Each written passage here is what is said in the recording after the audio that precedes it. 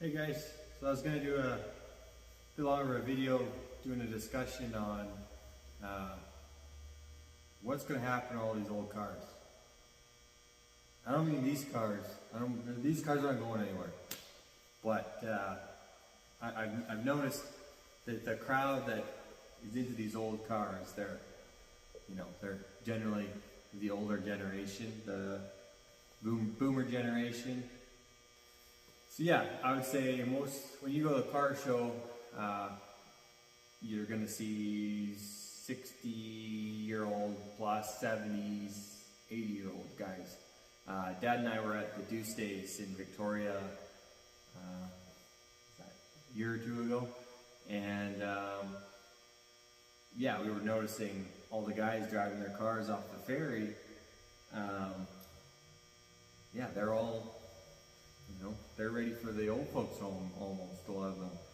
Not all of them, obviously, and what I would consider like my friends in the the hot rod and the custom, old car crowd, the guys that I relate to, I don't really think of them as being older, but they're gray in the beard, and they're gray, and they're probably actually my dad's age. I would consider my dad and them like we're the young guys, and it's funny to think about, but yeah, most of them are probably 50s is my guess, and they seem like the young guys to me, and I've always kind of been like that. I've seemed to kind of fit in with the older guys for whatever reason.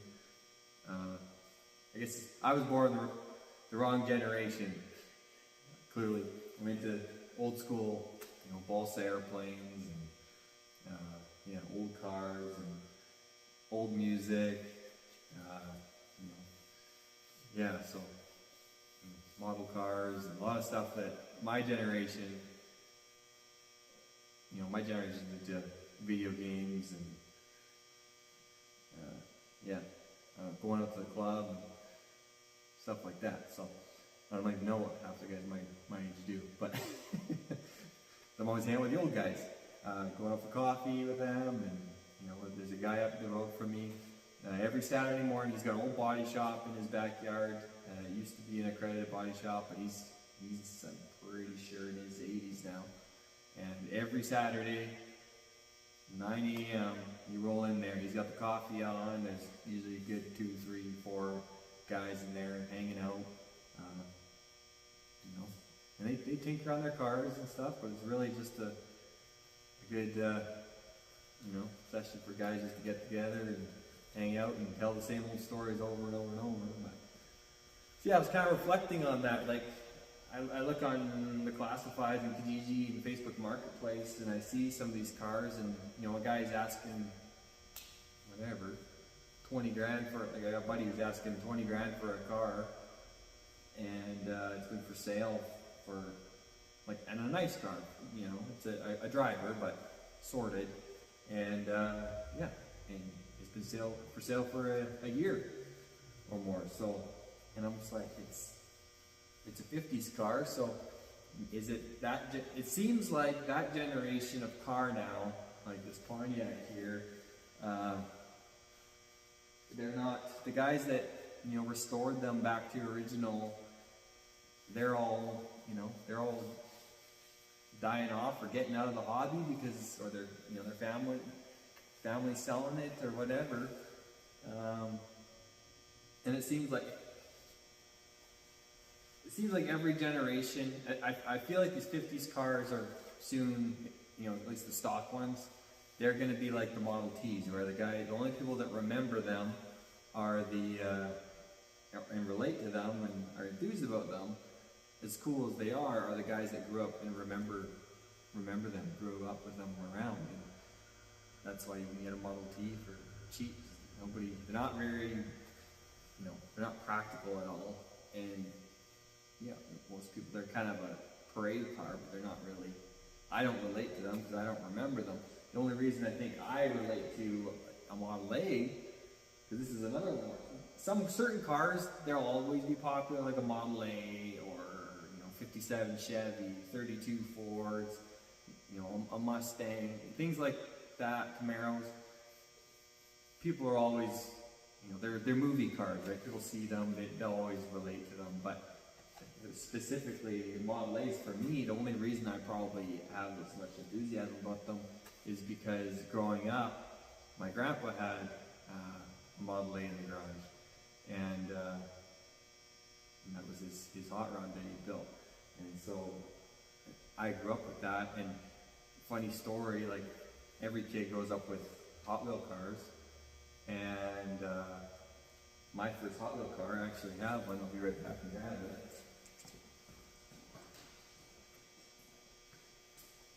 The first Hot Wheel car that I remember having, this isn't the exact one, I didn't obviously keep it in the package at the time.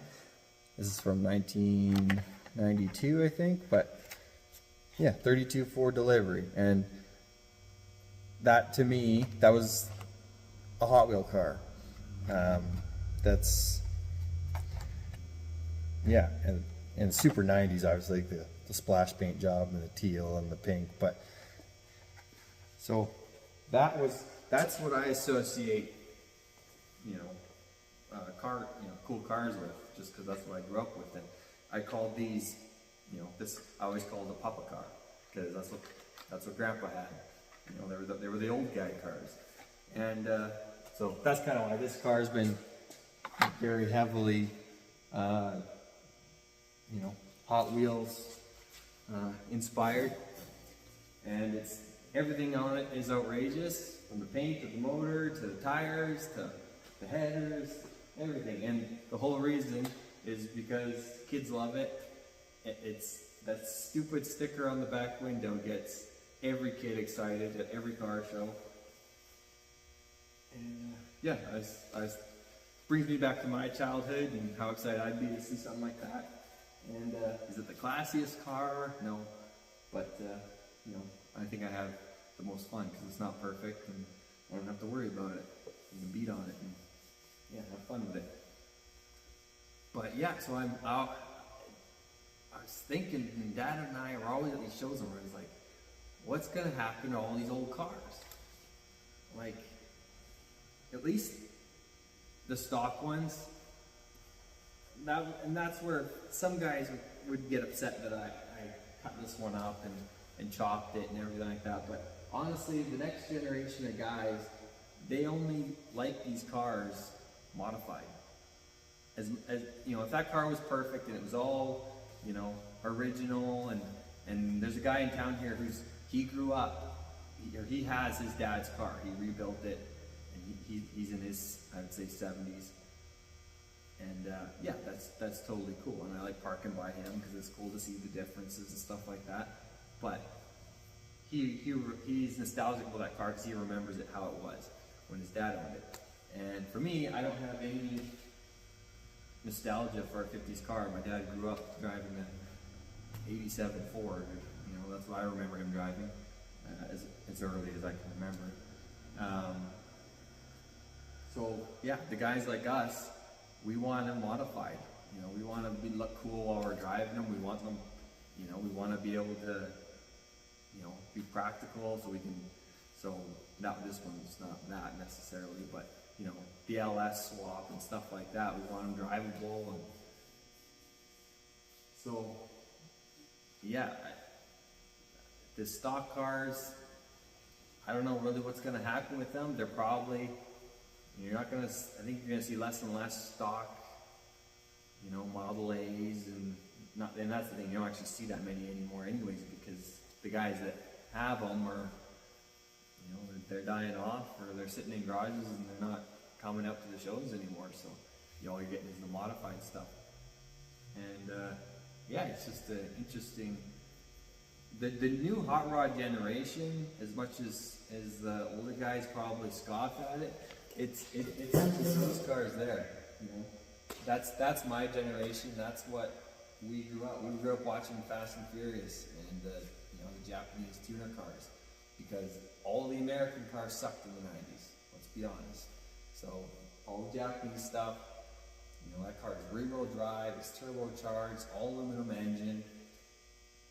So, but yeah, that's what my generation thinks is cool. and that's the new generation of hot rod. So I like those cars too. That's hence why I have one. But I think at heart I'm a hot rodder. I like the simplicity of. Actually, those cars are fairly simple too, but I like the simplicity. But the biggest reason I'm into the old cars, I think, is only because my grandpa had old cars, my great uncle had, Corvettes, old Corvettes, and split window Stingray, and my other grandpa had, he had an old, it was a Chevy pickup that he remembered that he had growing up, or like his first truck, so he'd rebuilt one, so I remember him having that, and driving that all the way from Kelowna to Prince George 8 hours, towing a little tent trailer with my grandma.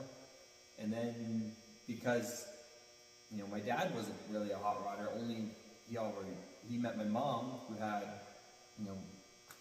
her dad with the Model A in the garage, and a 33 Phaeton he was working on, and yeah, and I grew up around that, so my dad always dreaming about one day building his hot rod, and there was always hot rod magazines on the coffee table, and yeah, that's so I would dream about, our Father's Day show and shine was like Christmas morning to me, probably more excited about the show and shine, and so I couldn't wait to have, thought how cool would that be to have an old car and that, to bring to myself. And then, but I always associated, well, you gotta be, even listening to my dad, like, well, you gotta wait till you're retired to own something like that, and then I kind of got a little bit of, I started working and graduated and started working, and I started doing body work, so I grew up watching American Hot Rod, and yeah, all the hot rod shows, Orange County Choppers and stuff like that, and Monster Garage. And we didn't have cable, but it was always on. I always looked forward to it when we were in a motel room or at Grandpa's house. He had cable or whatever like that. So yeah, I just be glued to the TV and thought, when I was gonna pick a trade, well, Dad was a mechanic. He was a heavy duty mechanic, and so I thought, I'm more of a visual person, kind of artistic. I was always into drawing and painting and stuff like that, and so I was always into the visual aspect of stuff.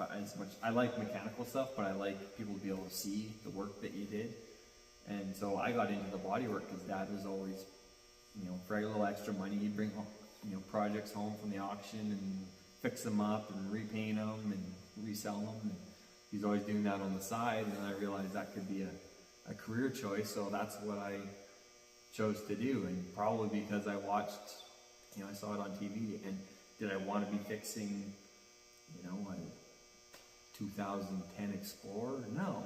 Everybody, you get into this trade because we want to build cool stuff, right?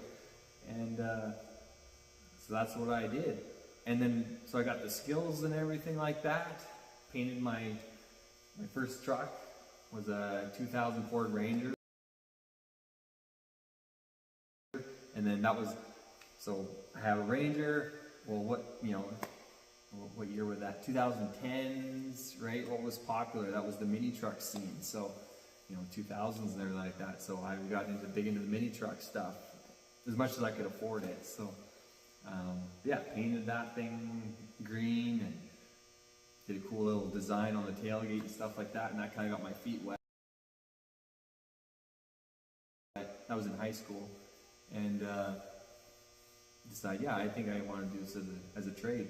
And yeah, and then your next vehicle, and my next truck was a F-150. It was all on air. I airbagged it and everything like that, and learned, okay, maybe it's not such a good idea hot rodding your daily driver, your only daily driver, especially when you have 40 to below and airbags, and it's winter time here in Canada. So then I had a little bit extra money and decided I wanted to have something, I saw these old cars as all of a sudden, kind of attainable. So my first old car, I'd say, was this 52 Pontiac. And Was I going out? This is what I tell a lot of people. Was I going out specifically to look for a 52 Pontiac? No, didn't even, if someone asked me what, point out 52 Pontiac, I wouldn't even know what that would, that would look like. I was just scrolling through the classifieds trying to find a cool car that I could afford. And, yeah, this thing popped up, and I might put a picture of what it, what it looked like when I got it. It was pretty cool. It was an older restoration, but still 6 bolts and paint job. It was single stage green, and it looked like maybe been done, 15 years ago. But it was a driver, and the reason I got that car was I met my wife, and we were planning on getting married the next year, and I always wanted to have a cool car for a wedding car. So that was my excuse, and yeah, picked that thing up for I think like $8,000 or $9,000 with another motor and transmission. They ended up later selling, and yeah, and then just tinkered on it in the winter, and then put it back together and drive it, and then winter would come, and I've got 6 months to tinker on it a little bit more, and you do all the things you want to do. You want to lower it, you want to play with your wheels and tires, and I think I turboed it the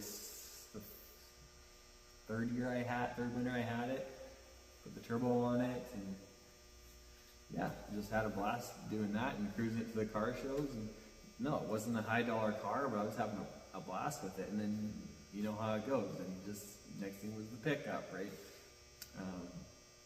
Yeah, we moved here, got the big shop, and so I felt like, well, it looked kind of funny having one car in this massive shop. So Dad and I ripped down to Creston to pick this old pickup up, and I think we just moved into the house, and I think I missed our housewarming party that my wife threw.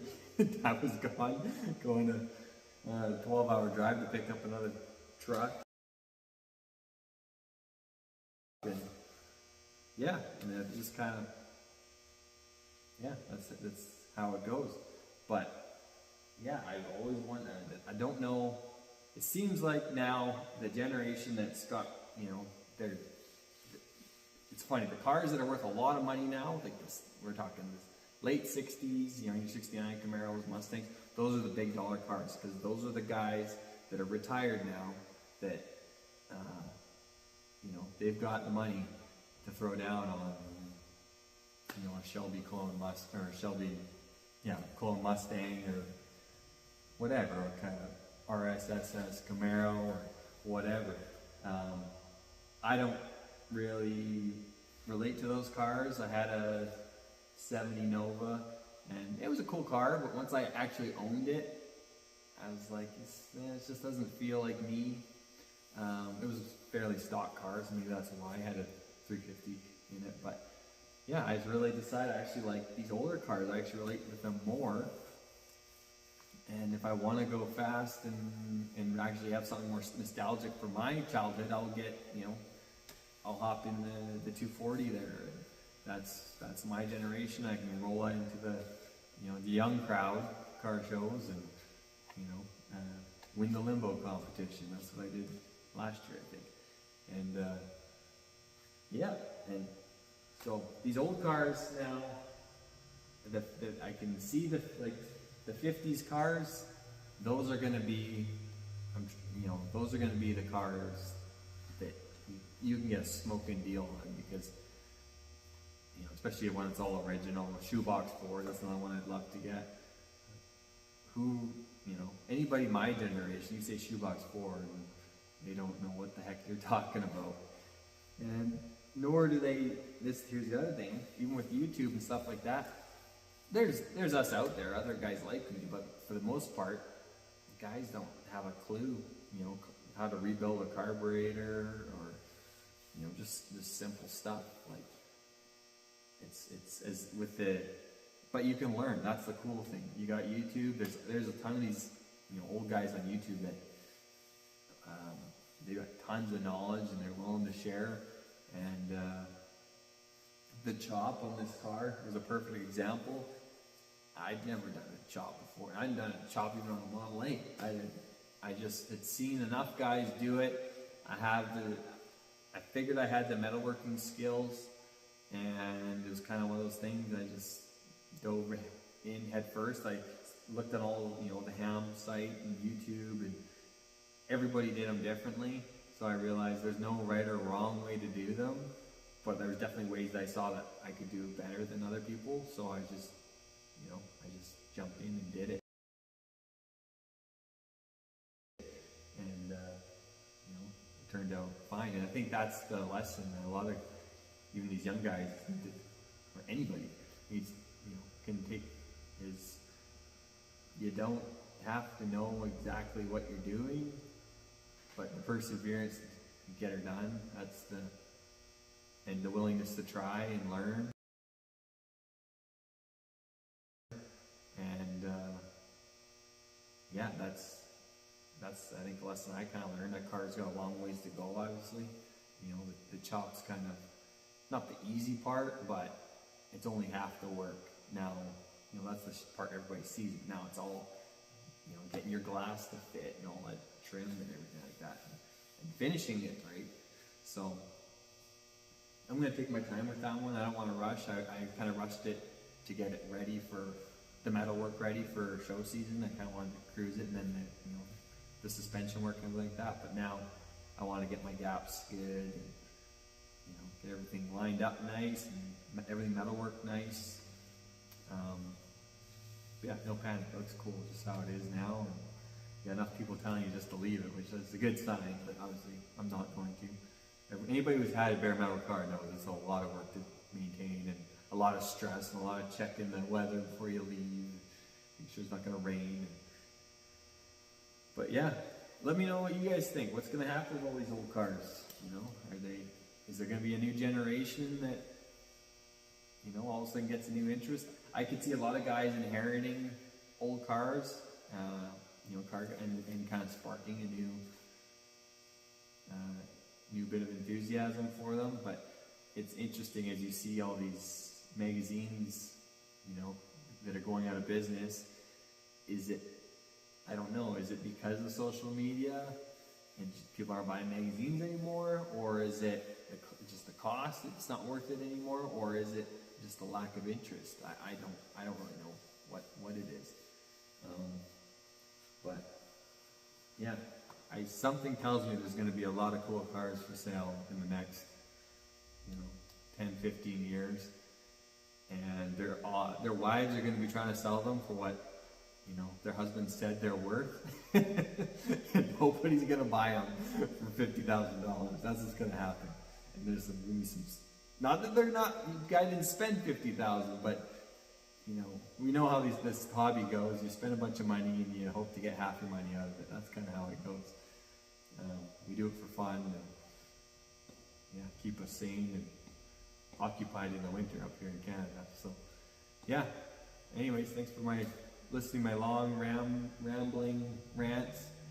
But just something that's been on my mind, and just kind of curious to see what other people, what their thoughts are. Anyways, thanks, bye.